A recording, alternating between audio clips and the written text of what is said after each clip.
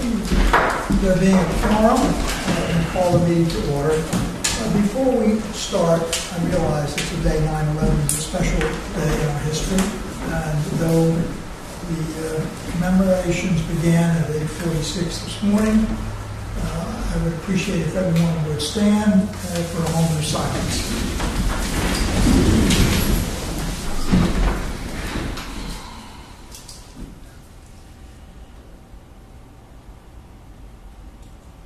Thank you. First order of business here is public input. Hearing none, we'll move to Sandy Mack as we go for amendment to the borrowing resolution. If we put this off another month, will it be 11 million? I hope not. It was close. You're wrong. Well, we did a good rate. We had to keep it under 10 million. So, hello everyone. So the package you have before you is what you're going to be voting on today. And I'd like to walk through the process first, because it's been a while since the Bristol County Water Authority has done a negotiated deal with the bank. In fact, it's never done a negotiated deal with the bank. So you may recall that we circulated a request for proposals. We sent it to banks both in Rhode Island and Massachusetts. So competitively, we asked the banks if they were to buy a bond issued by the Bristol County Water Authority, how would they structure it, how would they price it, and were they interested in holding the paper. We got 3 of 4 responses back that were good responses. We did an analysis of those. We actually went back and negotiated with the banks further. And as a result of that process, back in July, I came before you and you selected TD Bank to be your bank that was going to purchase the bonds. And at that point, we started the process of what we would call a negotiated deal.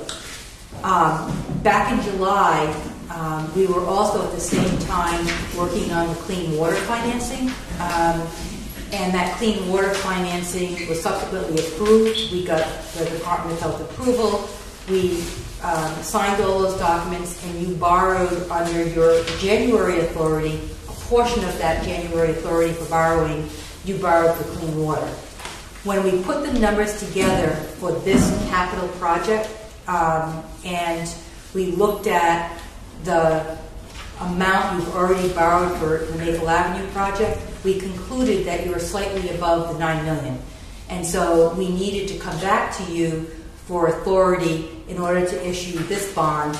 And so we just put a not to exceed $10 million, but the actual amount that you're borrowing today is $8,355,000.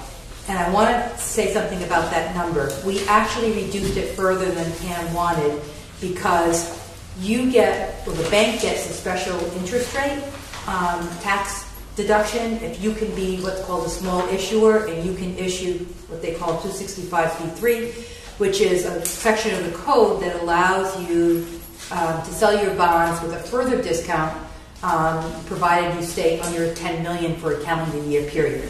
So we kind of sort of worked in the numbers, and so your approval today is to not to exceed $10 million.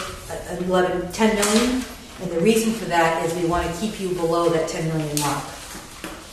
Okay, so that's the process. Yesterday, we actually did a pricing, and the interest rate that you are getting on these bonds is 2.39%. So congratulations. We seem to have hit the low part of the, actually we didn't hit the low part of the market. The basis points went up, 9 basis points, whatever. But it's still a very good interest rate. I want to also talk about the structure of this bond, again, because it's a bank bond, it's a little bit different.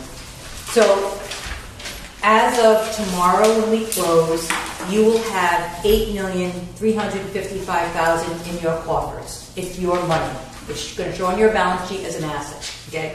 That's different from the clean water where you borrow, but you only draw down on that money and pay interest on that money when you draw it down. Okay, so this is different. You're going to get this money, you're going to start paying interest on day one. Because of your debt service coverage ratio, and we were able to negotiate that the interest payments aren't going to come out of your budget, for lack of a better word. Your first 3 interest payments are actually part of this bond issue, so we call it capitalized interest. So $297,308, which is your first 3 interest payments. Remember, interest is paid twice a year. So that $297 is part of these proceeds, and that's going to be your interest for the first 18 months. Okay? You're not going to have any interest payments due from your budget. You also are not going to have to pay any principal on this because we were able to negotiate a period of time where you can do this work and not pay principal. So your first principal payment is going to be in 2017. Now, why do I say all that? Because this is a 7-year bond, okay? It's amortized over 25 years. So that means in 2022, so you're going to pay, and your debt service is going to be something that's in your budget, it's in your capital plan.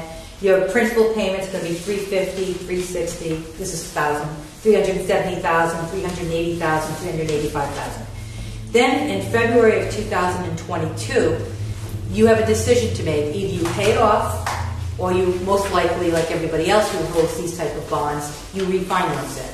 So you will go back to the market in 2022, and you'll say, and typically it's with the same holder of the bank, TD, and typically they will reprice it based on their formula that they've already gotten the documents, but updated for the pricing in 2022.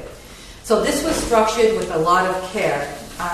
This was structured so that you could continue to meet your debt service coverage ratio as you're starting to pay down some of the other bonds, and this is going to sort of ramp up at the same time. So this is a very carefully designed financing so that you can have your 2.39% interest rate for a period of time that I don't think is going to, I think you'll see the market going up pretty dramatically. So it's a very good interest rate. Another thing I want to point out, and I don't usually bring this to your attention, but I do want to talk about previous times you've asked me what's the difference between doing a publicly underwritten deal and a private deal. And I've described to you the pros and cons of each. And one of the definite benefits of doing a private deal like this is your cost of issuance are really low. And your cost of issuance are the fees that you pay to trustees counsel and banks counsel and lawyer, the bond counsel and the like.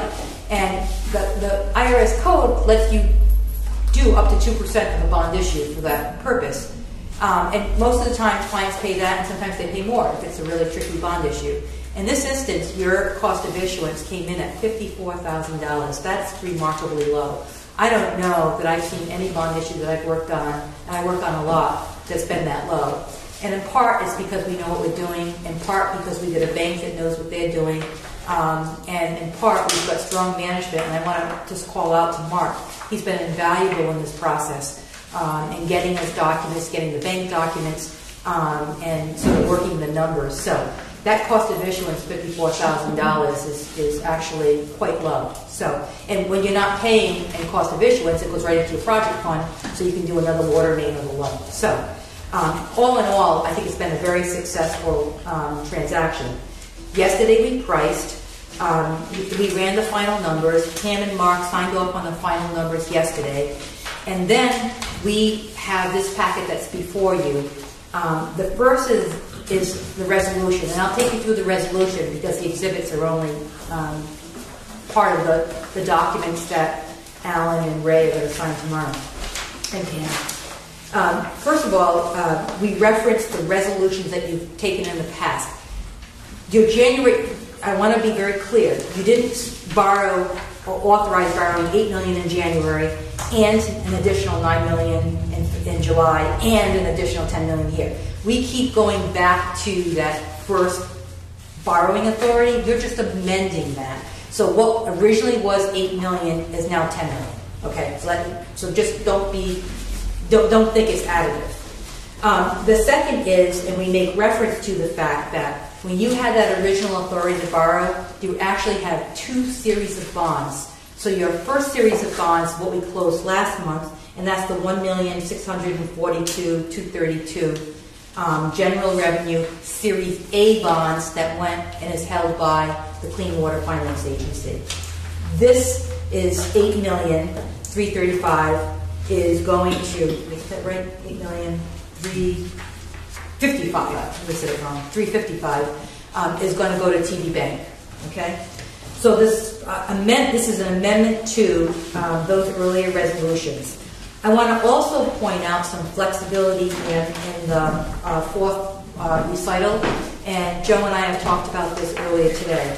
So this recital allows, you adopted your capital budget, and what we're saying is, and what we said to TD Bank is, look, these things change. So we're describing generally the capital budget that Pam has put together, and we're describing the projects that are in those small categories there, in numbers 1 through 7. However, you have flexibility. So long as this board approves a project as part of that committee, you may use these funds for it. Okay? So when you're getting ready to make requisitions, make sure it falls within this caveat, okay, in this bullet. And if you're going to add something that's not in this bullet, just make sure you approve it, okay? So as general counsel, you should be looking for that. So it is a requisition. Either it falls in this category, and if it doesn't fall in this category, then you have to have the board approve that expense and then requisition for it, okay? And you're going to be giving, every time Mark sends a requisition in for the funds from the trustee, they're going to look and you're going to say that this has been approved by the board. So we built in the flexibility, so because this is 2 years, and you don't know. Pam thinks today she's going to do this line, but it could be that this line doesn't require it, there's an emergency somewhere else. So we kind of have this longer term financing plan and built in the flexibility for you. Okay. So Exhibit A actually is your original borrowing resolution that you've already done. Same with Exhibit B. Exhibit C are the 2 documents that you're actually also adopting tonight. The bond purchase agreement is exactly what is described. It's an agreement with the bank that you will sell the bonds and they will buy it at 2.39%. It has also got some agreements in it, and we've gone over those agreements with Mark and with Pam. And those agreements relate to use of the project. They relate to maintaining your debt service coverage ratio of 125. They relate to making sure that you can't sell the project or merge your water company into another water company without the bank's consent. These are typical provisions that you have, that you would see in a loan agreement. If any of you are in business and you have loan agreements, it's similar to that. So that's in the bond purchase agreement. The series resolution is something that you are also agreeing to tonight. And the series resolution, in essence, says, yes, we're borrowing this amount of money at 2.39%. But here's what we're going to do with it. We're going to put, and I'm going to go through that with you right now. The series resolution actually describes where the money goes in the various funds that are held by the trustee. Let's get to that one.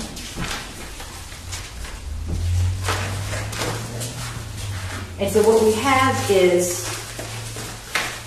Not on 14? It's all right, I can do off the final numbers. We have the $297,000 going into capitalized interest. What page are you on? Well, I'm actually on the final numbers. Oh, okay. As opposed to. We have $556,685 going into debt service reserve fund. We've got the $54,000 that goes into the cost of issuance that goes out. And then the balance is what is your project fund to actually spend. That project fund is $7,447,000. So that's the money that you have at the end of this to actually spend on projects. Mark and I went over today. You have to use the money. You can't just sit on it. Okay? So 10% of that money needs to be used within 6 months of this bond issue. And I sent market schedule earlier today, so approximately $750,000, I'm rounding here, by March 12th. 45% needs to be spent within a year, and that's approximately $3,375,000. And then the next target you want to try to get to is 75%, and that's approximately $5,625,000 by March 12th, 2016. Okay? And what happens if they don't hit that target? Then you have tax consequences. So you have to, this is the reasonable expectation that Pam and Mark have. I want to say that again. It's the reasonable expectation that they're going to spend all of this in 24 months. If there's some delays that are outside of your concern, the code gives you an extra year to spend the money. So IRS code. If you don't spend it all in 3 years, then you will have to pay rebate on the amount of money that you earn on the account in excess of the interest rate. That's an anti-arbitrage. Yeah. So, any questions? One kind of quick question. Assuming that we hadn't deferred the interest payments for the 3-year period, would that have had any impact on the rate that we got? It's an interesting question. I don't know that the rate would go on lower, much lower than this, because really what you're doing is from the bank's perspective, they have the debt service reserve, which is 1 year, plus they have already the 3 interest payments already in, so I don't think it has an impact on it. So it seems like they're losing money in that they can't work with the interest payment that we would have made if we hadn't done this. Who would have lost money? The bank. I tell you, they have been very easy to work with. They like water companies. They like the revenues that are generated by a utility. They understand that everybody needs water, and they like the way your rates and charges are set by this board. They like the fact that it's not subject to PUC. I'm going to say that again. They like very much that you are not subject to PUC. I would say that this interest rate would not be the same if you were subject to PUC. So I think that there's a lot of things that weigh in favor of the interest rate that you have, in addition to the fact that you set your rates and charges and you anticipate your capital project, and so that gives them, from a perspective, that you're well managed. So I think there's more that goes in favor of why you got the interest rate you did than the cap I. And it's pretty common actually to have capitalized interest because a lot of times people don't want to stop paying principal on something when you're still doing the projects. So it's pretty typical in a construction project, and they're used to seeing it.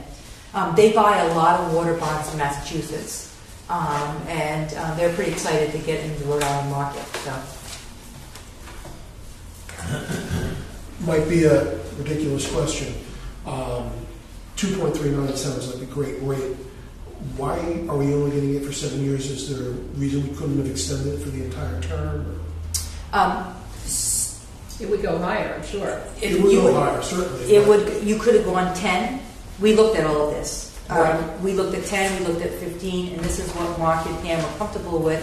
When you back into, you have to meet your 125 debt service coverage ratio. I agree with all of that. The thing that concerns me is where the market's going to be in 7 years when we refinance. It certainly won't be this cheap, will it? I know, and it could be frighteningly high given all the variables.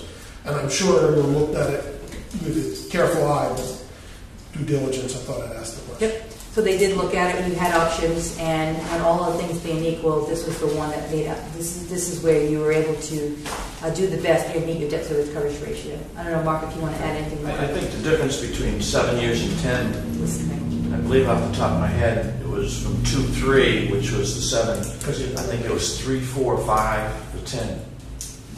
Okay? Enough said. Okay? And we went back and ran the first 7 years at 3, 4, 5. Okay. And the amount of interest was dramatic that we'd be, even if it went up to like 6, we would be better off, you know, for those last 3 years to 10. Joel, the other thing I want to point out is, and I referenced this in the beginning, but you're paying interest on this money from day one. So that's the difference between this and the drawdown loan for clean water. So we're blending in a lot of financing techniques to be able to afford you the most money at the lower interest rates. My feeling in general, and I agree with everything you just said, is that if you got an opportunity to get a low rate, take it and run. And but it makes perfect sense. We were, part of the reason we did, we were lucky enough to get the capitalized interest too, that it's going to hold our debt service around that $3.3 million. If we didn't have that first 2 years capitalized interest, and I have revamped debt service schedules that I can provide to the board that show that, because we get that big drop off, we lose those two big bonds come in FY 17 and 18, one for the purchase of the authority and the other for the pipeline. So once those drop off, our debt service, as it is now, would drop from 3.2 down to under $1 million. So there's a light at the end of the tunnel that we can finally see right now that we're going to make it to that point and still be able to finance projects. And when you get to the 7 years, it may be that you want to pay some of this off, some of the principal off, and refinance it. It gives you all kinds of options. No. Just Let's get a couple of questions in. Yes, ma'am. My question is not regarding the financing. Mine directed more to Pam. There are a lot of things in this, and there are a lot of projects included. And I'm just questioning, maybe I missed something, maybe I overlooked something. But any of these monies at all, since we're getting such an amount all of a sudden, scheduled or planned to be used to address in any way the pressure problem in the north end of Bristol? No. Nothing. Not yet. That was actually in our 10-year plan, right. 20-year plan. The Bristol problem was going to be starting, I believe, when our rates really dropped out with our debt service, because we paid off our bonds from our large bonds. That's when we were looking at taking out those bonds. We were looking at a $12 million project. I understood that. Even with any portion of these were being used for some of that or not?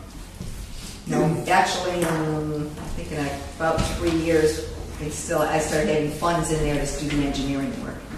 And we're looking at about 5 years out to start the actual construction work. Sandy, given the constrictions that you've explained on this bond issue, that we have to expend funds within a certain amount of time, and the fact that we don't pay any interest on the clean water finance money until we draw it down, are both of those projects, both of those fundings, essentially mutual? Well, I'm so glad you asked that, because it's just the opposite. Oh, okay. The clean water is only for those two projects, the Maple Avenue and help me with the other name of the Maple Avenue and the clean water money. There's 3 streets, South Street. South Street. Okay, and that's already... Only for those. Okay. You cannot use the clean water money for anything else but those. Okay. This is for everything else. Gotcha. Yeah, and actually Mark and I talked about, because you've been spending money on some of these projects that you're going to reimburse yourselves from, Right. and it's not much. I think the $450,000. couple of $100,000 tomorrow will go back into your coffers from this bond money. But I said to Mark, we have to be very careful that your police detail for Maple Avenue is on clean water side, your police detail for these projects are on this side, and you really need to run separate accounts. Right. So, Actually, TD Bank came in for a site visit about a week or so ago, which they're required to do. Right. And he said to us, don't worry, we're not going to micromanage you guys, you know what you're doing. Which is something you would never hear from clean water. That we understand you have to shift priorities, we understand you have to, you know your business, we don't, but we just need to be informed of what happens, which Sandy just talked about. But I've never heard anybody lending you that much and say we're not going to micromanage you. That it will leave it up to management here to decide where to spend it within the parameters that we have. and by the way, when they gave their first bank proposal, we negotiated back with them, and what we negotiated was exactly that, because at the same time we were dealing with the restrictions on clean water, and I just wanted this to be easy for you, and so we negotiated a lot of that, and they agreed. They agreed after they met with the management team. They agreed after they did their due diligence, and they said, yes, this is a water company that's being run well. we're going to back off and not have the kinds of restrictions that was in their first proposal. So we were able to negotiate that. It's been a very, I do a lot of work with a lot of banks. It's been very easy working with this bank. It's been a joy, frankly, which is reflective in your cost of issuance at $54,000. Right? Yes, Alan, in the memo from Pam to us, it's in our packet, dated September 5th. It says, the fourth paragraph, there's an additional amount of $927,840 of water main projects to be added to reach that, under the 10 million. My question is any of that money earmarked for Bristol? Yes, it is, actually. Okay. Thank you. So are you looking for a motion to approve the bond as presented? Correct. So moved. If you're going to actually approve the amendment to, and Cindy, when you write it, it's going to be the amendment to the amended and restated resolution. I move that we approve the amendment to the amended and restated resolution of the Board of Directors approving the financing of improvements to the Bristol County Water Authority water system and approving the issuance of a second series of general revenue bonds as noted on this package. That's the front end, correct? Okay, seconded. Any further discussion? We'll vote by raising hands. All those in favor? It is unanimous. We'll see some of you tomorrow. Yes. Signing. 1 o'clock. 1 o'clock. Thank you. Very much, Sandy. Thank you. Thank you. I'll see you in a couple of years, I guess. Sandy, when you make out that check, it's 2 N's and 2 T's. I wouldn't even do it. That's why I do it openly. Mr. Bastian, you're up next. For everybody, if you don't know Bob, this is Bob Bastian. Oh, do we know? I thought he was a member of the board. This is the second session that we've had today. We met with all the participants to answer questions just before this meeting. So You can make it very simple. Are they satisfied? It's some interesting questions, but I think I'd say plans for them. okay. I think you all have the report in front of you. For those of you who have been seeing this report for a lot of years, you'll notice there are some significant changes in content and format this year. And those changes are to reflect changes from the auditing profession. The Government Accounting Standards Board issued 2 new accounting standards. One is labeled number 67, which is for the financial statements of the pension plan itself, and the other one is number 68, which is the accounting standard that applies to you as the plan sponsor, and how you are to reflect the pension plan on your financial statements. Those accounting standards have specific requirements as far as how the work is to be done, what methods are to be used, how the assumptions are to be determined, and how the results are to be disclosed. The Government Accounting Standards Board issued some implementation guidance with sample reporting formats in it, and I've followed those formats as closely as I could. Some of what's in here will probably appear pretty much directly in your financial statements. Other parts of it are supportive of that and are really there for your auditors to see how the information was developed, but won't necessarily appear in your financial statements. One of the significant changes, and this is going to apply to all government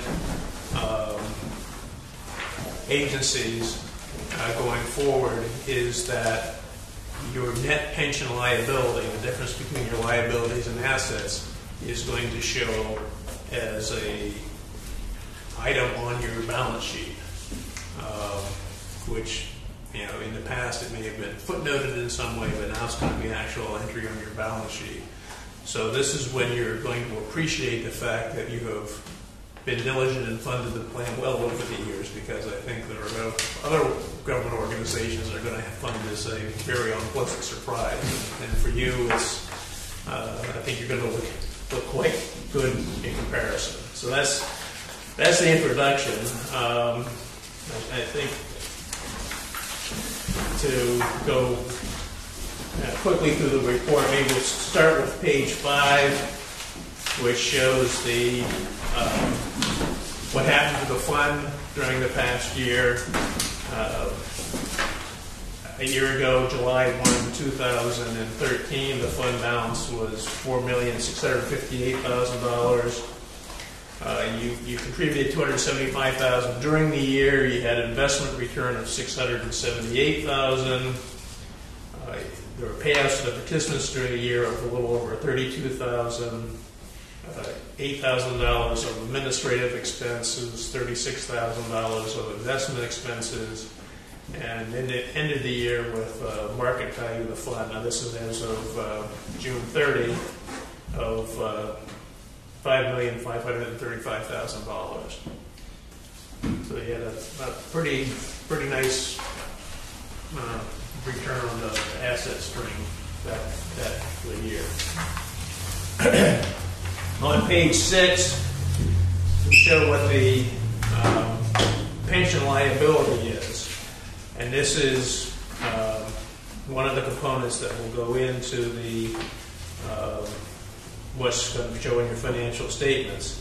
So your total pension liability calculated according to the prescribed actuarial method, which is referred to as the interage normal method, is $6,241,000. That's an item D. Your assets are the $5.5 million. So you have a net pension liability of $705,954. And that's a number that will show as a liability. That net pension liability will show on your financial statements going forward. So that will appear on your February 2015 financial statements.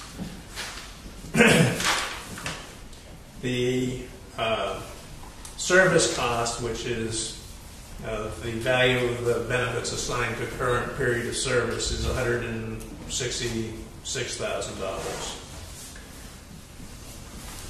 The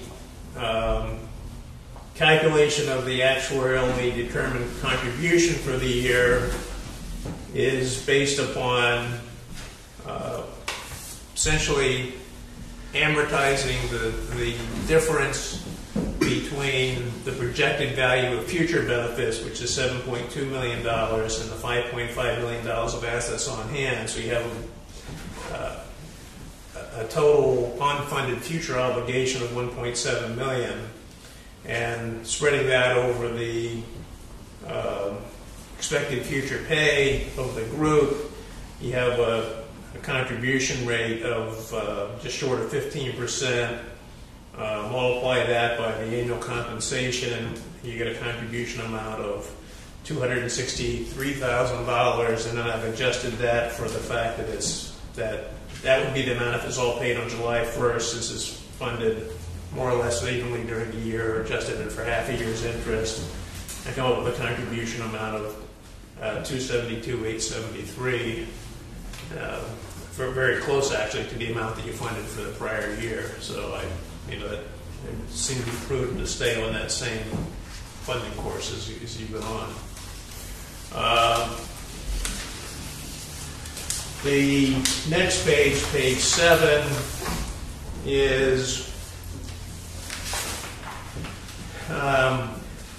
could best be described as what your liabilities would be if you wanted to close the plan out currently. If you're going to pay out everybody what their benefits are currently worth, is approximately this $6,861,000 compared to your $5.5 million of assets. So there's still a bit of a shortfall there. The reason That number is different from the pension liability that's in the disclosed amounts is done using a different method, a different set of assumptions. This particular number is based strictly on current payout interest rate, which are very low, which makes the values high, whereas the prior amount was based on an ongoing fund, ongoing plan valuation basis, and uses a higher interest rate. So if interest rates went up from the current low level to something around 7 to 8%, this liability would diminish substantially. Yes.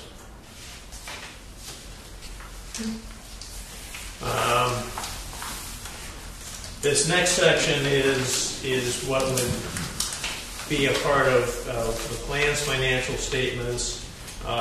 It provides a brief description of how investments are valued, which is basically market value.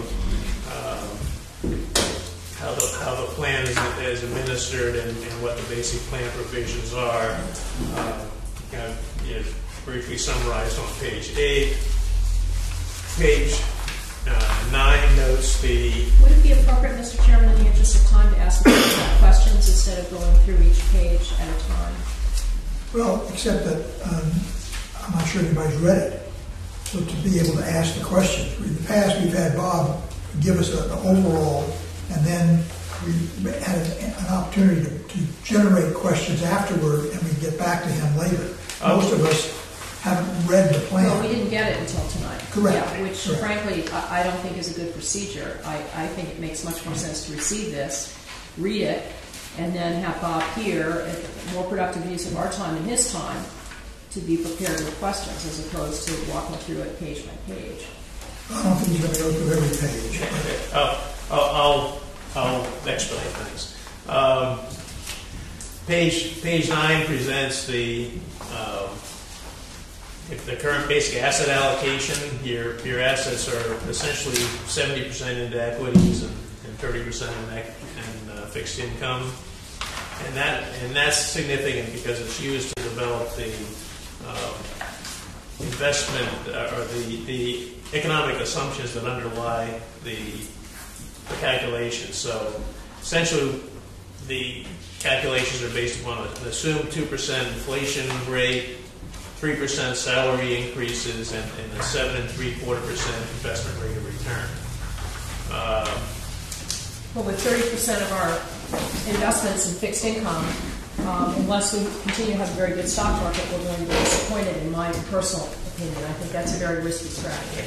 If you look at page 11, you can see the components of how that rate of return was developed. And this is based on not looking at just recent experience, but really looking at what historical performances have been. With 60% of your assets in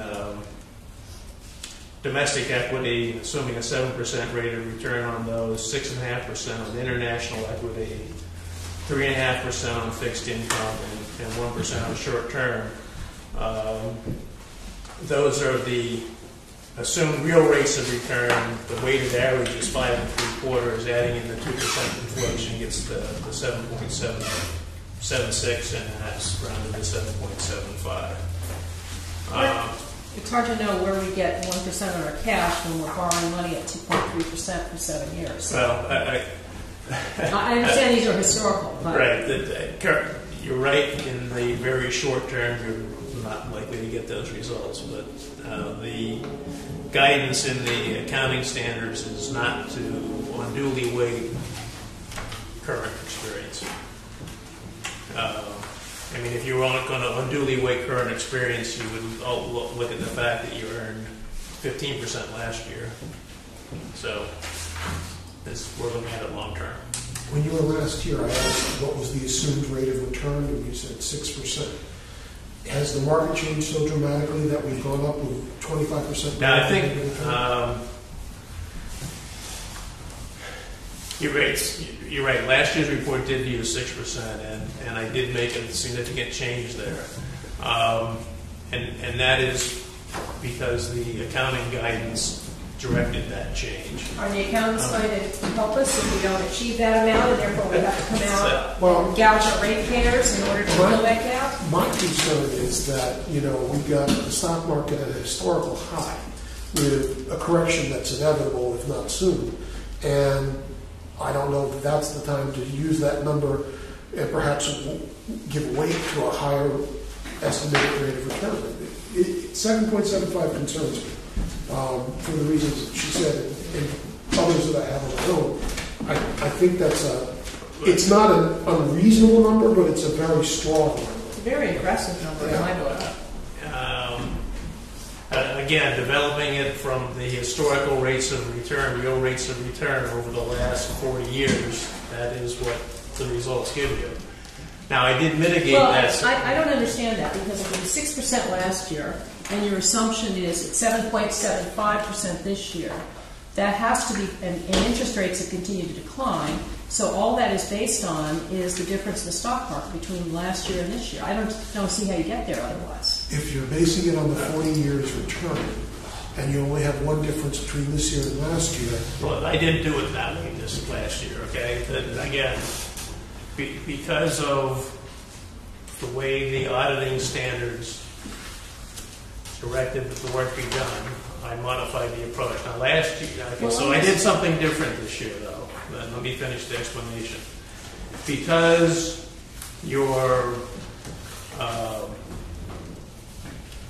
because most of your because your plan has a lump sum option, and many of your employees elect a lump sum option, and because interest rates are currently low, I assumed for purposes of the calculation that people would elect a lump sum, and I valued those lump sums at 5%. So I used a lower interest rate for the post-retirement period this year than I did last year, which mitigates the fact that I'm using a higher assumption for the pre-retirement period. So what I hear you saying is that you, in your wisdom, have discretion to make assumptions that we may or may not agree with. If we said, for instance, let's assume that no one takes a lump sum distribution, what would it do to that assumption? If you assume that no one took a lump sum distribution, then under these calculations, you'd be using 7.75% for all of the calculations, and you would end up with a lower liability and a lower contribution amount. And see, from an accounting standpoint, to me, accountants have an obligation to make it clear to the person who is reading the statements the basis on which they were calculated, what the assumptions are, and if everybody takes a lump sum, our unfunded liability is X, and if no one takes a lump sum, it's Y. But this doesn't do that. I'm not blaming you, but I'm saying that the reporting on pension fund liability is intentionally obscure. Well, Isn't what you're giving us based on what's actually been happening? No, it's a projection in the future. It's a projection in the future. Based on what's actually been happening. It's a projection in the future based upon what has happened in the past, and a judgment based upon that is the what's going to happen in the future. So is that a ratio? Did you maintain the same ratio of lump sum to non? For purposes of this calculation, I assumed that everybody would take the lump sum because that's the most conservative approach I can take. I think one of the points not everybody has taken a lump sum, Right. but it's been 80% or more, Mark, have taken lump sum to date. There are very few currently. 6-7 years, been about that. I mean, I think that the numbers you've given us in the past, the degree to which our pension has been funded, the degree to which this board has followed the recommendations of Mr. Bastian in our budgets, attest to the fact that we must be doing something correct. Maybe we're not doing something that's totally optimized, and and looking at every possible element, and few people on this board, and I'm certainly one to admit it, don't have the financial expertise that you have. But I would hesitate to say that what we've been doing is lacking. No, but I totally agree with Joel that 12 months ago, if our assumption was a 6% return, and today our assumption is 7.75% return, where I come from in the financial world, that's unacceptable. The world hasn't changed that. No. While recognizing that your numbers certainly can have validity, my concern in pensions in general, so I'm not speaking specific to your numbers by any means, but if you're going to make a mistake with too low of an assumption than too high of an assumption. Because that way you protect everyone, you protect the pensions, you protect the organization. Because part of what got Rhode Island in trouble was an 8.5 assumption through years that it didn't happen. They had to lower it to 7.5%, and I still think the 7.5% for Rhode Island is too high relative to the fact that, yes, we're in a boom market of the stock market, but history has not showed us that. And we've had 2 or 3 years in the last 10 years of the stock market turning significant losses. It gives me considerable unease to have a 7.75. You will probably see places like the state of Rhode Island use rates that are less than 7.75 because the GASB guidance says that if your pension plan is projected not to have sufficient assets from its current contribution rates to cover the liabilities, then the uncovered liabilities have to be valued using a municipal bond rate, which would be lower than the 7.75 or the 7.5. So, in effect, but if you expect your pensions to be covered by the contribution policy, which in this plan is already so well funded, and that there's no doubt that your contribution policy would cover all the pension liabilities, then you're directed to use the expected long-term rate of return. And the expected long-term rate of return was developed, as I demonstrated there, as the 7.75, which historically, that's what funds have returned. Now, there's also disclosed what the liability would be if you didn't earn that much. And if you look on page 14, there is what the unfunded liability would be if instead of 7.75, the rate was either 1% lower or 1% higher than that. So you can see what the sensitivity of the results is to the variance. If the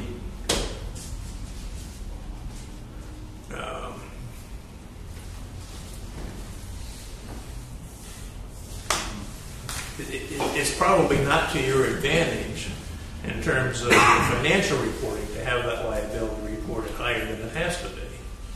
And if this is the procedure that's been laid out by the Government Accounting Standards Board of how it's to be calculated, I think it's reasonable to use that standard. Now, if you think it's wise to fund it at a higher rate, at a higher level, because you have concerns about it, I wouldn't discourage funding it at a higher level. But well, that would be our contribution. right, Or a change that this changing board the assumption would mean that we would have to increase our contribution to make up for the loss. or as the board did make a change in the past, to go higher percentage on the stock, on equities. yeah. So we could make that change. The board has had that under control in the past. We could do that if there is a concern. Well, that only works if the stock market gives you a higher return. Or if you are concerned that the stock market is going to go down, then the board would do the reverse. And when you have adverse financial results, then there is a mechanism for adjusting for that over time. You would have to, it's not an immediate dollar for dollar adjustment. You can fund those losses over time, which is what has happened in the past. Now, if you want to see what the rate of return has been historically, if you look on page 17, there is an historical 10-year results. And you're right. I mean, there are some years when not only don't you make 7 3/4, you have losses, but there are other years where you have outperformed. The last 10 years we've averaged about 6%. I didn't do the compound average, but I didn't know compound, but I just added the numbers and divided by 10, and it comes in just under 6%. yeah. Can I ask a question on this page, please? I noticed you use money-weighted rate of return as opposed to time-weighted. Isn't using... It's essentially the same thing. It affects the flows of funds into the timing of the flow of funds into and out of the account. But also the amount. Yes, the amount and the time. The BCWA has contributed over the last 10 years an average of about a little over $250,000 each year, on an average. So, would you recommend us in monitoring the returns to continue using money-weighted rate of return as opposed to time? The money-weighted rate of return only affects the calculation of the rate of return within that particular year. It just reflects the cash, the flows into and out of the fund in the particular year during which the rate of return is calculated. But if we wanted a true value for the return on our money, wouldn't it be better to go with a time-weighted? I mean, aside from this, if we were trying to monitor it against a benchmark, when the time-weighted rate of return is more appropriate over the measurement? If you're measuring it over the 10-year period, yeah, right. I would say it would be. But this is a year-by-year measurement. Please continue.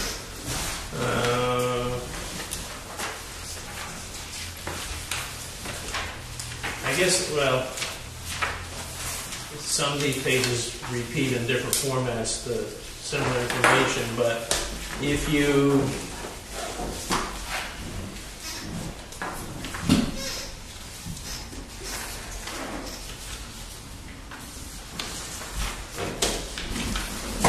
look at page 19, in addition to calculating the contribution amount and the pension liability, there is calculated a pension expense amount for the fiscal year. And again, there are prescribed components of that. And so the pension expense that's going to show on your financial statements for February is going to be the $260,000 number. And whether you contribute $100,000 or $500,000 doesn't matter. The pension expense number, the expense on your financial statements is going to be the $260,000. You mean if we chose to double that arbitrarily, it wouldn't show up in our financial statements as a voluntary contribution to the pension fund? In terms of, it would show up on your financial statements that you made the contribution, but it wouldn't change the pension expense number for the year as it's disclosed here. Now, it would decrease your unfunded liability that's disclosed in the next year. So there are good reasons to do it, but I wasn't suggesting we do it.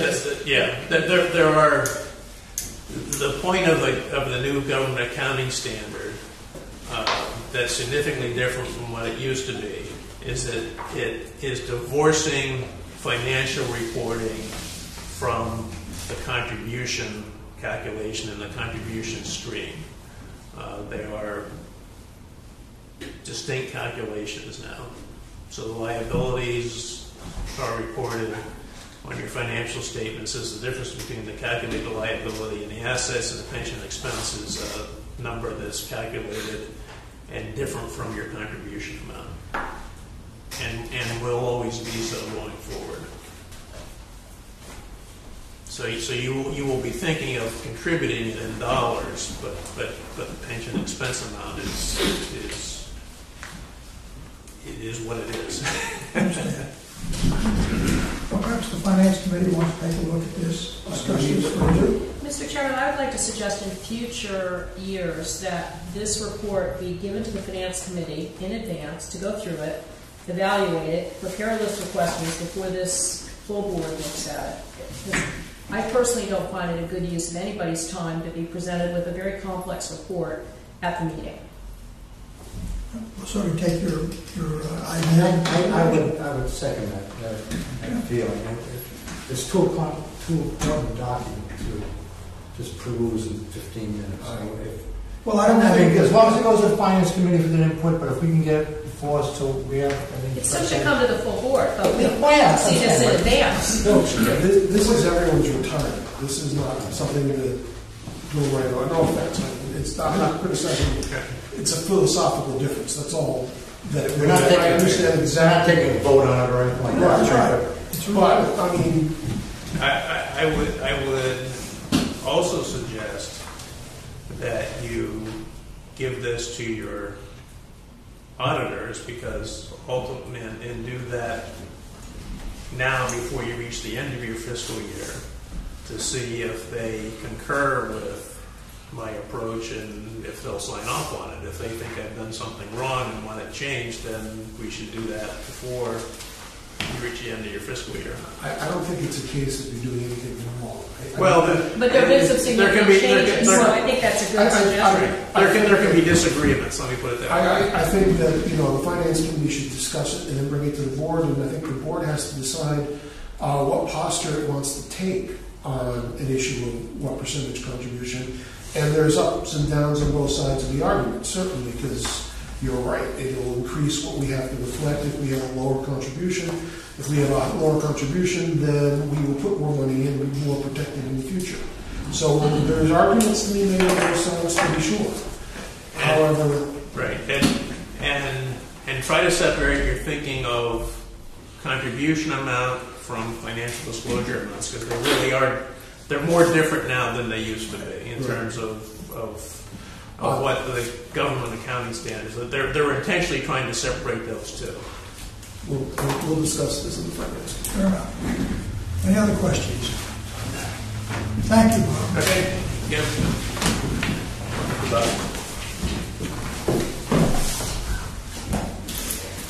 Okay, we move on to item E, minutes. Motion to accept this minutes, Chairman. Second? Second. Discussion? No. No? No? No? You're not going to make a change? Are you ready to vote? All those in favor of the minutes, please say aye. Aye. It is unanimous. Executive Director's Report. This is item F.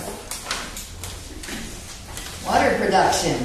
We seem to be doing a little better this year than we did last year. So we don't know why. It's, Dry summer. it was much hotter last year, unless everyone gave up a lot earlier last year because of the heat.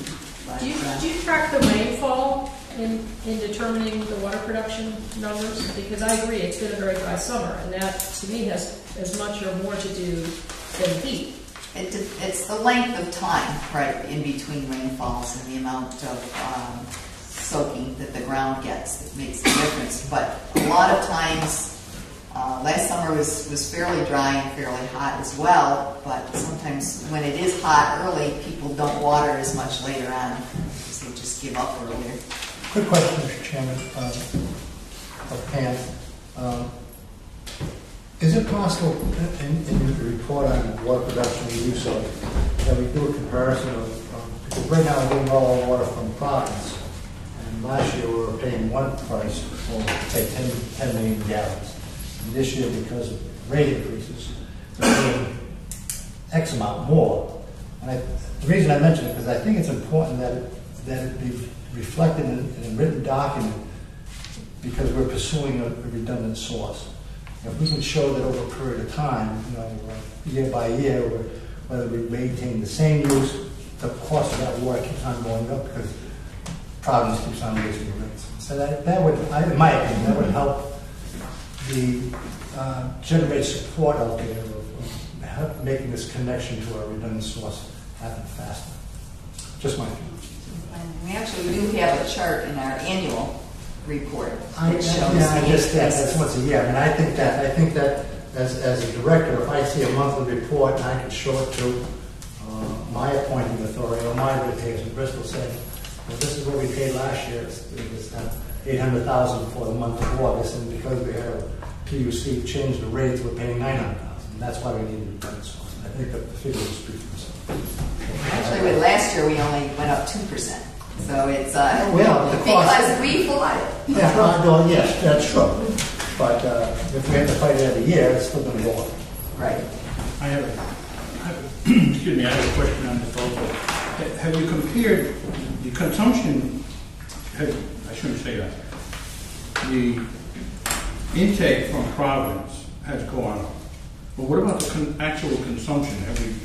Have you looked at the usage by customer, total customers, to see if the comparison of how much we took in is close to the comparison of how much went out? Or billed? That's on my report. He wants to answer that. My report, we've talked about this before. Pam's talking about basically how much water comes through the system. My report, when I'm talking about consumption, is what we sold. But my numbers are a little different.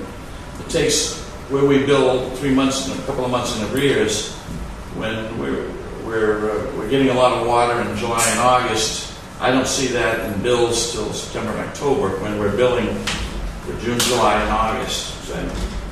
So you wouldn't necessarily have that kind of information until like the end of the year. How much came in as a total and how much went out as a total. Right. Right, because right now we're seeing the greatest increases during the summer months. So you really couldn't do it on a quarterly basis. You would have to do it on a longer period of time. You'll see in the financials that I haven't, on what we've sold and billed to the customers through the end of July, hasn't caught up with how much water. We had a lot of water flowing in here the past 2 months, but not a lot of that has been billed yet. Very small percentage of that has been billed. What would you do with the report if you get it? Well, would it show if there's a loss of water, what you took in and what the ratepayers actually consumed? If there's a deviation there, wouldn't there be a loss? Isn't there a loss of water? When we check leak detection, we have programs for leak detection and mitigation.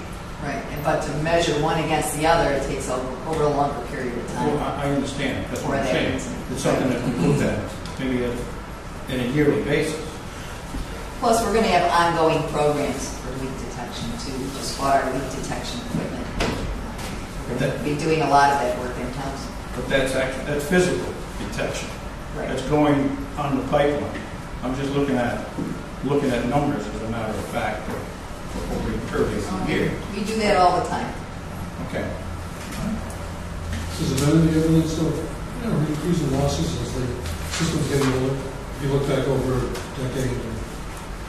Not necessarily. We've seen, like I said, with our last system-wide leak detection, we did see some higher numbers. But we pinpointed those to specific leaks, and we were able to correct those and actually brought the numbers down correspondingly. But as the main problem tends to be with cast iron pipe that maybe shifts in the wintertime, or where, say, the phone company comes in and puts a big concrete box on top of one of our mains, we'll have some issues. We're starting to see more issues with the asbestos concrete pipe. That deteriorates depending on the soil conditions and doesn't last as long as the cast iron.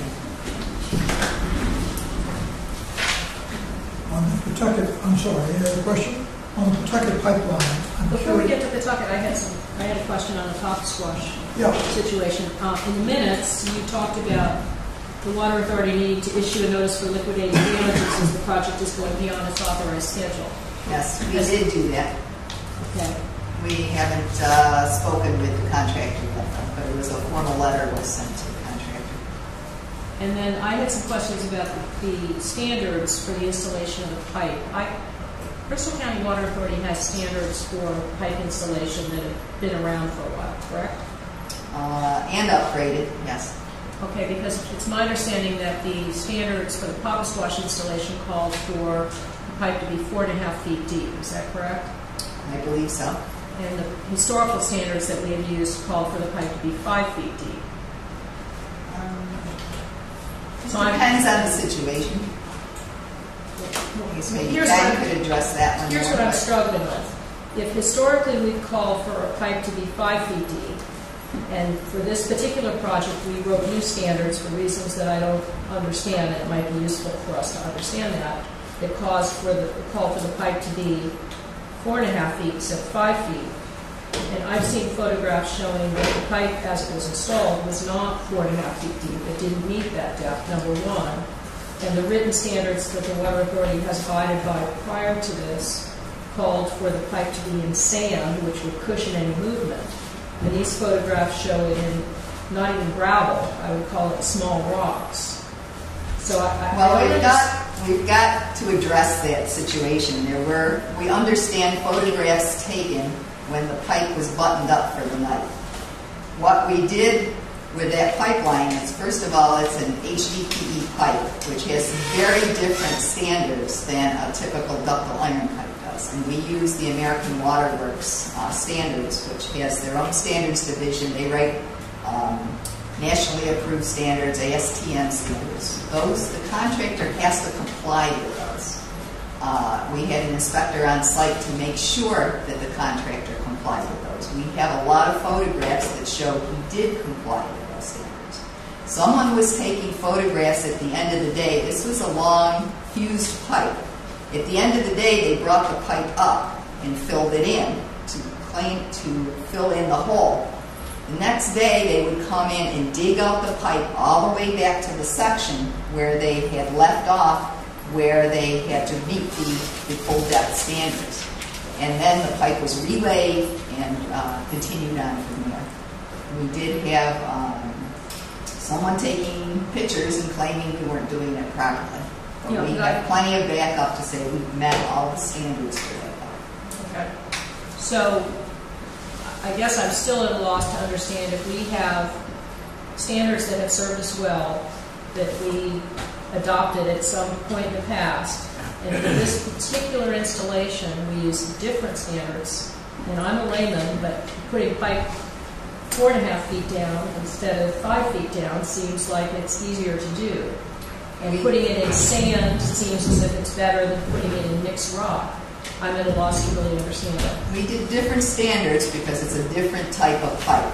And we did it to meet the standards that are called for by the American Water Works standards. This type of pipe, it was a very thick, heavy-walled plastic, does not need to be bedded in sand. Now, it is a sand requirement, but the sand has to be a certain sift size, can contain a certain amount of rock.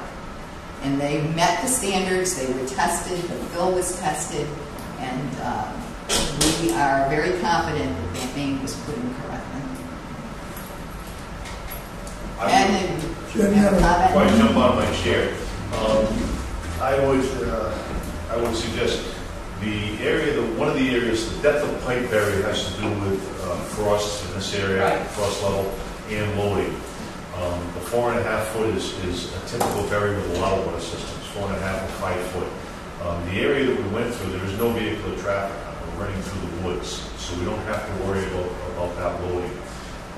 The backfill material, the concept of pure sand as bedding material is unusual for water systems to utilize. The state standards for DOT doesn't call for it.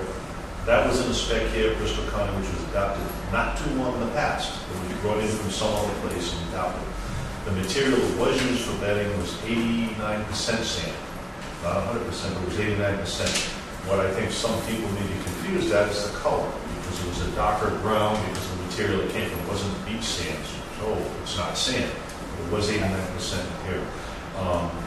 And again, as Pam said, all the times that I was out there, the times that our personnel were out there during the day when the work was being done, never saw the water being higher than 4.5 feet, many times at 5 feet, depending on what we had to go through. So I don't think, in the engineering firm that we did hire, we have many pictures and measurements and documentation. So I think it is an interpretation of photos, maybe from people that didn't realize what they were looking at when they were looking at it. Yeah, And that then could very well present be. it. But from my sense, there's nothing that was out of sorts or anything that I would be concerned about. That would be the first thing I'd be all over them if that was the case. See, Pam, from an information to the board standpoint, when we just approved the minutes talking about issuing a notice for liquidated damages and the water sample from the pipeline didn't meet standards, and then we go into your report, which mentions no problems at all, to me, there's no continuity. So I think your report should say you have issued a letter of calling for liquidated damages and have some discussion about that particular issue. Because otherwise, there's a disconnect. Issue at the time I wrote it, because we were in the process of writing. Now, based upon your experience with this particular contractor, would you hire them again? I don't think we would have a choice in a fair bidding process. Well, you disqualified them from prior to that work. We don't have a legal means of disqualifying them for being late and charging them liquidated damages. That is not a qualifying disqualification. Unless they don't pay the liquidated damages? Unless it takes it further, we have to go through an arbitrated settlement. But it still would go through arbitration and eventually possibly a lawsuit, in which case then it would be up to Joe to determine if we could disqualify them. But at this point in time, we could not. Thank you. Regarding are we finished with the Papa Squash discussion? Those are my questions. I just brought back to make a quick statement about the trihalomethanes. Certainly. Did you notice that one of the water companies was recently Portsmouth, I was think. it Portsmouth? Yeah. Portsmouth has historically, because they obtain water from Newport, that's one of the major reasons Newport just replaced one of their plants and is building a new one. And it's actually supposed to be online by the end of the year. And they're building it with processes that will remove the natural organics. So the trihalomethanes should be much lower. I think you mentioned something, they were remedial action that they were taking similar to what we're going to be doing with the Barrington tank. Well, as far as they're looking at, and even Providence is looking at the possibility of mixing tanks and doing some aeration as well. But most of the systems that are served by Providence have had the same issues. Been very close. And actually, considering our disputed numbers we had from January, I'm very surprised we were able to make these. As we discussed before, we were pretty well assured that we weren't going to make it. At 80.0, we're very close. And we're looking actually at putting out a letter to our customers discussing the trihalomethane situation and what we're doing about it. So one of our projects we're working on this fall is to put in a treatment system in the Barrington tank. Which I have a question on later. We get into the sewer report. Okay. Given the discussion, on the protected pipeline and the estimate that you have provided and the reasons for doing so, have you made contact with Representative's office to find out when we might go in and meet with him and as a small group and meet with the representative to discuss ways the state may help us with this project if we chose to go forward? He's waiting. I saw him Tuesday night, and he's still where they go. He doesn't have any competition on his, so he's assured of a return. So he's very receptive. Okay, so if you could perhaps investigate some dates. I did. I haven't gotten a response yet. But So we'll get in there and talk to him. Before we move off the topic, I read in Bristol Phoenix where Director Palmer appeared before the Warren Council. And just for my information, there was mention in the article by the director of a 4-inch main. And I don't know if... 4-inch? Yeah, that was the article said, that's what he said. Okay. Now, that could be the reporter, misinterpreting, I hope, because To be honest with you, I can't, if I said that, that certainly was a mistake. Okay. I should not have said that. The article also continued to say that we want Providence, not Pawtucket. Yeah. Continued to mention All that. right, just as long as we... Maybe the extra one, the Providence, is only 4 inches. I I don't believe much of what I read in that. had a question, also on the Pawtucket thing. Yes. What you're looking at here is, we originally were going to have a 20-inch line go to the Kent Heights area, right? Correct. So you would continue the 20-inch line all the way to Pawtucket. That's right. And this proposal. Okay, so that's like about 5.5 miles, I think, from what I got out of some of the other information. Yes. I had a question posed to me that was more of a comment from the Warren Town Council. Why would you want to put in a smaller line if someday you may have to go back and increase that size of that line? For what reason? If you want to, I don't know. That was a Because question. you couldn't tie That it. was a question I had. I would think that once, if it goes this way, and we bear the cost along with the state, and put that line, there's no way, and there's no way that we can sell water to East Providence without being under the PUC control. Because you can't do that.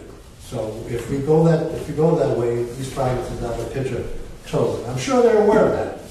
So I think before the first shovel of dirt is turned over, you might see, I'm hoping you might see East Providence approach, become partners with us again, because there's no way that we are, we're going to be able to sell water to East Providence. I think that this information that we developed is all part of our whole program to go back and meet with East Providence. Okay, but I think we have to wait until the election is over and they settle in with their new council. And I think at that point we should make arrangements to go meet with the council, talk to them, explain everything, show the difference, and say this is, if you are going to miss this, then this is what's going to happen. That was something that was not in that article that I did mention today. Yeah, I'm sure you did. And I said, part of our whole thought was to eventually get these Providence back on board. Because that makes sense. That makes sense. Okay. Any other items in her report that anyone has questions about? I have one more question on that. Is this $900,000 in the Pawtucket Pipeline project, does that include the Native Point modifications? You said plus? Control station and chemical addition, yes. Okay, so it does. That would be the full cost. On the last item, I guess we ought to discuss, because you have a separate item on it, is the Barrington Bridge. Very good. And where that has paid off, taking it to the councils, taking it to the representatives and senators. Yes, we got a very quick response, actually, and the chief engineer was directed to make sure we got the situation resolved. He came down and met with us, Ken and I, and went through a couple of scenarios as to how they could get this worked out. We agreed with them. They did a preliminary inspection. They're going to have to come back to do a more thorough inspection based on some of the procedures they were looking at. We agree it's workable. I think that's the result of talking to someone who has the power to shut off your green water. Flow of dollars. Yes, I do have to thank all of our reps. I understand that they all got on a phone conference together and determined how they were going to proceed and contacted the DOT. So we owe a thanks to everyone. Yes. I wonder if there's a way that we can formally deliver that. Perhaps a resolution from the board tonight thanking them for their quick action and Everyone, yes. so moved. Why don't we, well, okay, then we will accept your motion and for the details of the resolution to be prepared. Right. Second. Any further discussion? All in favor? Aye. It is unanimous. I just want to comment on the engineering report by Sue Wilbur. Yes. Answers all my questions, who, what, where, when, and how. He keeps those reports up, it's fantastic. I have questions on that report.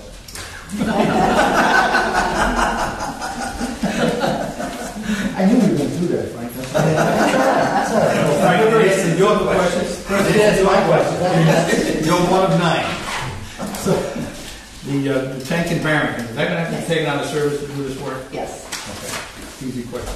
The other thing I noticed was there was a comment on Maple Avenue. It said Barrington Avenue was found to be already cemented line pipe. So this street was cleaned and put back in service. How was it we didn't know that ahead of time? That was a cement line pipe. Isn't that in our records? It was in our records as a pre-1935 unlined pipe. Okay. And any samples we took did look like it was corroded pipe. Okay.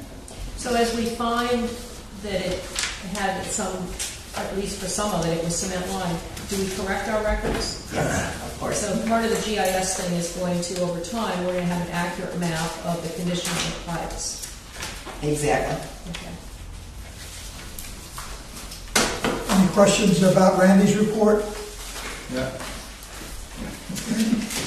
I think, Can I look? sure.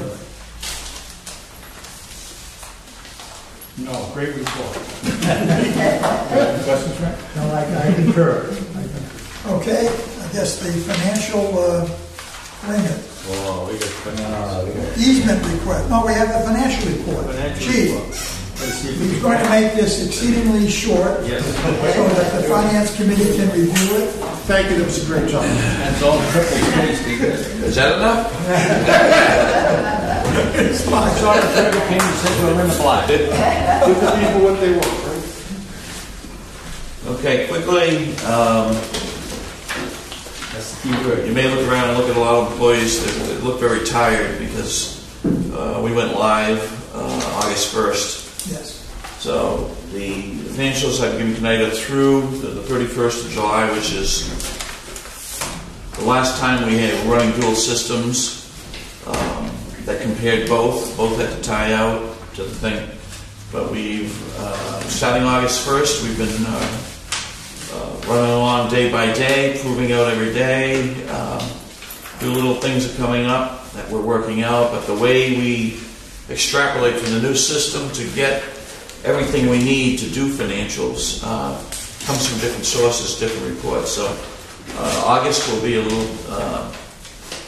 little time, take some time to make sure that before we bless it to present to the board, but it's a little different, a different structure. But up till the end of July, the year, I mean, I summed it up in my summary on page 1 that sales were 105% of budget, expenses 90%, which is the best ratio we can get. I went through some of the other facts. I wanted to note that our debt service went down a little bit in July, but one of the reasons we have all these projects that were going on with uncertainty of what we'd have to pay for these capital projects that are going to be funded from the bonds, that I pushed some extra money into operations, about $400,000 that I kept in there in case we had to pay a vendor before we had the bond available. The other option was going to the line of credit, which we tried not to do. We did not have to do that, so which was a plus. So at the end of September, I think all the big invoices right now will be paid from either one of the two bonds that we have from the contractors. So that's good. So I will have probably an excess at the end of September of $350,000. So when I fund October, it'll be that much lower than what I would normally fund. But you'll see that debt service ratio pump right back up. So reports again are in the summarized format. Balance sheet, profit and loss for June and July on pages 4 and 5. Page 6, which kind of tells it all for the year, shows you compared to budget. And these are consolidated categories. We're 105% ahead of where we thought we'd be on revenue, and expenses were 10% under where we thought we'd be. And we always try to spend as little as possible. Some of those expenses may come back a little bit in the fall. But other than that, it's a pretty static, what goes on here is pretty static every month. Payroll, expenses, utilities. So there's not, the biggest change we have is our revenues based on how much water we sell. Pretty simple. Go back to what we were talking about, if we go to page 7.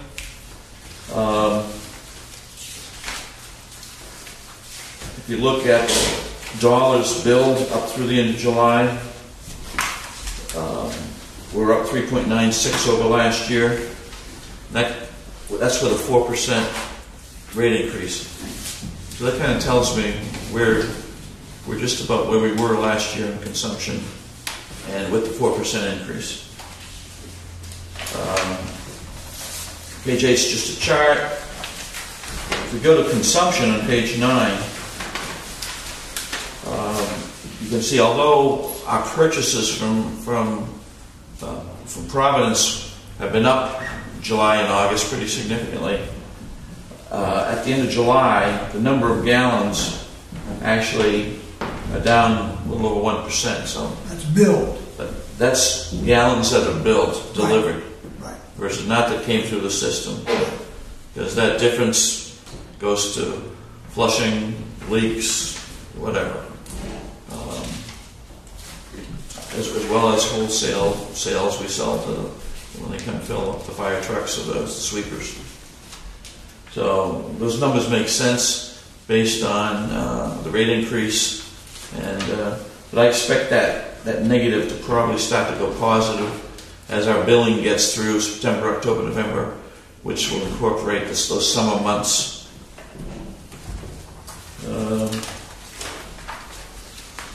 Other than that, the trustee report on 11 and 12 is for each month, which you can, it's not something I don't think you want to get into detail. The last two, I do have the pension investments for the end of July. When Bob presented, we were about at $5.5 million, and at the end of August, we're close to $5.7 million. So we've been able to recoup some of those losses we had in June. So I think it's going, from the investment perspective, it's going, I think, very well. So. If anyone has other questions following, get back. We can either do them next month or... Right. We are meeting, Finance Committee's meeting tentatively on the 22nd. Yeah, let me just add, since I got both of you in the room and I'm allowed to talk with his wife in the room in this case. He's on vacation until right before the meeting, so he won't have time to prepare. Do we want to reschedule that further or meet with Mark and just coming back from vacation, not having to prepare the items? What's your pleasure? I'm flexible, whatever you want. What do you think? I don't know that he needs to prepare anything. All right, I'm just saying. Yeah. It's supposed to be always. We'll see you at the meeting and Okay. you'll find out to see the So event. what time is it on the 22nd? Because this is news to me. You want 5:30 or 6? I mean, see what's good for you. 5:30 works. 5:30? Good. Done. Or earlier. I'm flexible. Yeah, I could do earlier. Yeah, I could. 5 o'clock? If you can do earlier. I can do 4:30, about as early as I could be here. We're going to do 5 o'clock. 5 o'clock? 5 o'clock? 5 o'clock. So, good by me. Hey Mark, could you just quickly, what's again the fire services income? What is that from? That's public and private. The private fire services that we bill, and public would be the towns that we bill for hydrants. A hydrant charge. Yeah, the sprinkler systems in buildings also for a large service. So you charge the municipalities for what? For hydrants? So much a hydrant. Okay. 'Cause I We're thought very that low. We're was very a low charge. on that. No, it's a charge. Okay. In fact, Not for service to the hydrants, not for the hydrants, I'm sorry. And not for the water. For the water to, No, they don't get charged for the water, it's just for the service to the hydrant. Okay. And is that a flat Keep fee them that you maintained. charge them? or- That's a flat fee, it's actually part of an agreement that was done in, almost 18 years ago now. generates about 5% of revenue, but the national consultant that we had, the rate review, said that should be closer to 20%. And that it is done in this way by the hydrant because it's a convenient way to calculate the numbers. It's not paying for the hydrant. It's for the pressure, it's for the volume of water, it's for the assurance to deliver that volume of water. I see. All right. I'll ask a silly question. Do we charge each town the same per hydrant, or is there a different structure? Same. Just thought I'd ask. It was part of the. Should we charge Barrington negotiation, I more? think. That's what I was worried about. It's part of the pilot agreement Right. that was done with all 3 towns. I just wanted to make sure It it was includes in the there. hydrant fees. That has a few more years in it, right? 2018. 18, yeah. And so private fire service means what? sprinklers. In buildings? Yeah. Sprinklers, I think, Yeah, it's a, same manufacturing facility had fire code demanded sprinkler system throughout the building. They need a separate 6-inch service for it. So it would be the fee to provide that service over and above their domestic use. Thank you. Okay, any other questions? Moving right along. Good job. Thank you, sir. Easement request from the town of Warren. Move we grant the easement. Second. Any further discussion? It's pretty straightforward, Okay. Who prepares that? Them or us? and they will, I believe, for this one. I will, But Joe would be involved. I'll Yeah. prepare it and I'll look at it. Do they cover our legal costs for that? I would suggest that we ask them to do that. That's what I meant. Who prepares it? Them or us? They would prepare it, and I would have Joe take a look at it. Make sure our interests were covered. So we have a motion on the floor. Yeah, with that covenant, that if there's any cost to do that, it would be borne by them and not by the authority. Yeah, but we have to review it. Yes. Right. We can't make them pay for our review. Oh, Yes, oh we yeah, can. that's part of, Yes, we part can. of the. We're doing them a favor. We're doing the thing. Joe's gonna do it. The only thing is, we are going to be asking them for an easement on another piece of property. Well, then, why don't you talk to them about that to make certain we're not paying, Quid pro quo. yeah, we're treated the same. Yeah. Mhm. So do we have this included in the motion? I mean, I don't think you have. I would like to see this motion Motion just to to grant the say to. It's election year, they don't want to go suing us. Okay. So the motion does not include hold us harmless for every nickel spent. But I think that the point is made to. Yeah, we understand that. Those in favor, please say aye. Aye. It is unanimous. In other words, Joe Griffin is in charge, he's not going to build. I get the hit that they're paying that trouble. Paying in charge for a lot of other things that you. I got it. Okay, I, the award on the dam study project, dam study proposal. I guess it is a dam study. Yeah. Huh? Just one question, if I may, Mr. Chairman. Pam, paragraph 5, yeah, starts the above kicking you. Yes. Next to the last sentence, the DEM Department of Fish and Wildlife support this resolution. Is that a verbal support or in writing? It's a verbal. Any chance? I mean, is it? Do you think it's beneficial? I think we could get it in writing. Okay, why don't we We just? might be able to. Yeah, just so that we have. They were pretty enthusiastic. Okay, just so we can get something for the file in writing. Appreciate it.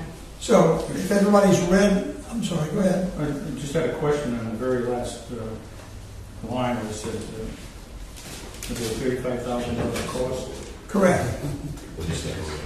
I was about to say, if everybody has read this and read the accompanying information that goes with it and the bids, can I entertain a motion to put that on the floor for acceptance, and then we can discuss any detail of the Move to approve as presented. Second. 150 for the two projects. Second. And second, okay, discussion now. Question, do you have a question of Pam about this?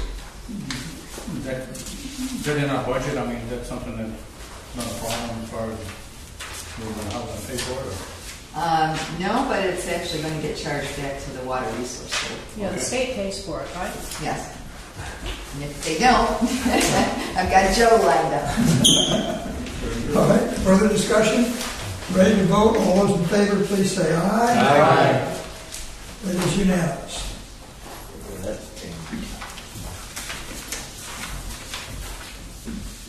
All right, Melrose Hopeworth contract. In addition- Actually, I'd like to table this one at this time. Need to discuss this with Joe a little bit more. Okay, so we'll hold that off. Engineering services.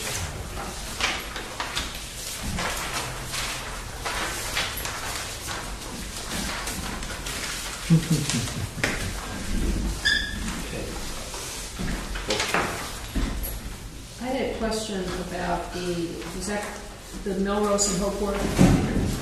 Was that something you're tabling? It's in addition to their contract.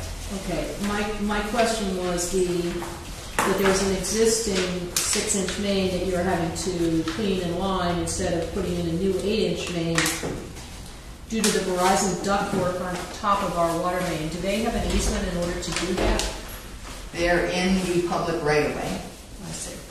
Okay. And we are going back to them I saw that for the for cost, reimbursement. or at least partial reimbursement because of that.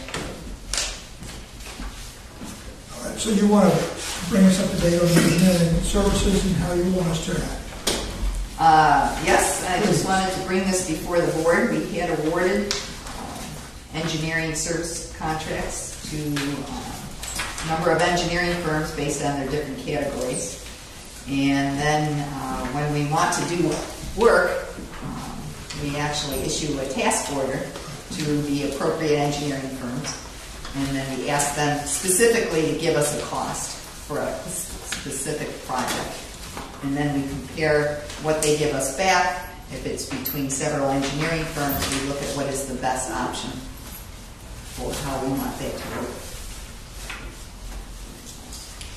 So we want a motion then to award the contract to Wright Pierce for the creation of a water main layer. Now, that's, I guess, part of my question. Initially, the board decided that they just wanted to be kept informed. That was my And that, This is just brought to us for information. for not information approval. purposes, right? Okay, so then we don't have to take any action unless anyone has any questions. Paving contract extension. One quick question, Mr. Chairman. In your Yes. memo, you don't mention how long the extension is for. We're looking at rebidding it in March, so it would be until March or April, as soon as we could get another contractor in place. And we're revising our bid documents? Why is that? Yes. Probably Ken could explain that better, but the original bid documents were set up separately as far as different items and the way they're bid. We're trying to do a more standardized format that's similar to how the state bids their projects. So we're not changing our specifications for paving? No, just the way the bid items are listed. And actually, we're bringing some of them to in more conform with the state regulations. So we are changing some of them. So again, entertain a motion then for the request for the paving contract extension to Hartford Paving at the 2% increase over the 212 contract until April of next year. Yes. That's, Should we, is it, I mean, I'd just like to see the figures at some time. You know, I don't have any problem based on her report to, you know, both positive and motion, but I'd like to see the final figures at some point. All right, sure. Is there a second? Anyone do that motion? And we have a second. Hold second. Who made the motion? Was that you? No, I didn't make the motion, but I'll make the motion. You said you'd entertain a motion, so I'll make the Yes, motion. okay. So you got that. Any further discussion? Ready to vote? Those in favor say aye. Aye. Again is unanimous. The logo, consideration for changing, and so I guess we'll see that when it's ready to be shown to us. Actually, I've got a few examples. We're sort of looking at changing from our, actually, Randy, a few examples here. Just to take a look at it. Should we have a chance to submit our own? Certainly. I'm going to submit this to a Well, we got to committee. be careful what we end up with. The Tuckett one ended up being pretty interesting, although the board chose it. These are just a couple of different variations. More than one? Well, if you look at them, there's They look all the same to me. the top, the headings are the same, except it added a public agency public just to agency. kind of even out the look of it for a bit. And then there's also the variation between having the address on the bottom versus How the did we get address the on the second? top. So these are all the So same. They're all they're close. They're very publication. similar, just to give some variations.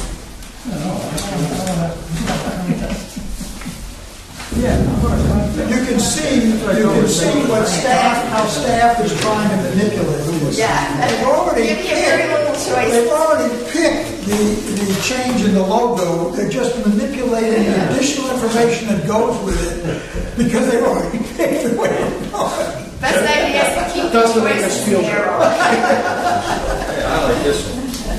Okay. And that one we're looking at for uniforms, having patches made up and be able to put on uniforms, or something where we would just want something very plain and simple. Block letters. I like the old one. The A, that's a teardrop over the price increase. That's the A. Now, you've been around a while. Where'd the old one come from? Actually, it's the price increase the same. That was the sailboat. One here. Well, the board had discussed a little while ago about getting rid of the sailboat, Yeah. so we just been playing with some different That's ideas. Yeah, whatever way you go, associated costs of Today. So it would be changing of the cost. What are the costs? It would be next, we'd have to use up what we have now, obviously, but actually it would be cheaper, because what we're looking to do with the uniforms is embroider patches rather than embroider the uniform itself. So if we can get some stock patches made that get sewn on, it's All right. considerably less expensive. Give us, The only problem I have with what you're showing us is that the font you're using here and the font you're using here are different. Mhm. And I think that's a big mistake, graphically. Right. Yeah. I agree.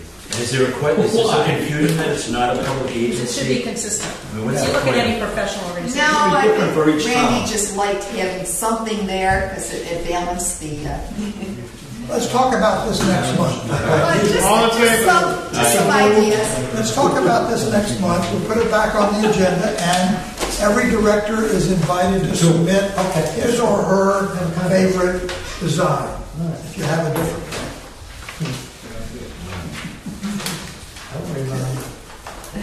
Quarterly charge-offs, with no approval, you've got the information there.